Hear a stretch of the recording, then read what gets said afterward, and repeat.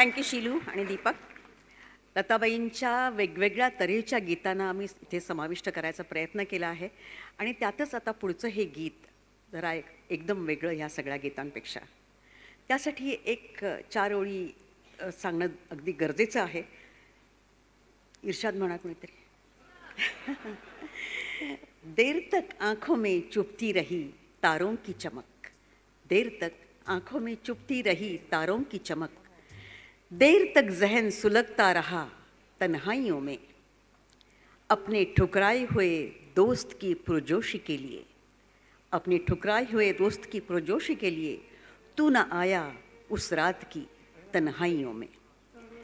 गझल आणि पुढचं जे गीत तुम्ही ऐकणार त्याचं खूप जवळचं नातं आहे, पण ती गझल नाही आहे. सज्जाद हुसेन यांचं नाव तुम्ही ऐकलं असेलच. संगीताच्या क्षेत्रात जे उदंड मुसाफिरी करतात ते कधी सज्जादचं गाणं ओलांडून पुढे जाणार नाहीत.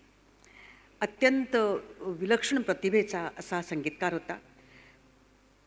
अतिशय कॉम्प्लेक्स आणि तरीही अतिशय मधुर अशा त्यांच्या रचना असायच्या.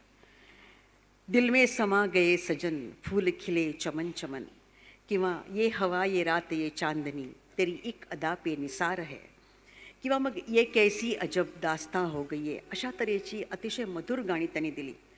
पण विलक्षण प्रतिभेचा हा संगीतकार बदलत्या संगीताप्रमाणे आपलं संगीत बदलायला त्याने अजिबात नकार दिला, की माझं संगीत हे सर्वश्रेष्ठ आहे आणि तेच ऐका असा त्याचा आग्रह होता. बस एक लता गाती है बाकी सब रोती है असं त्याचं म्हणणं होतं.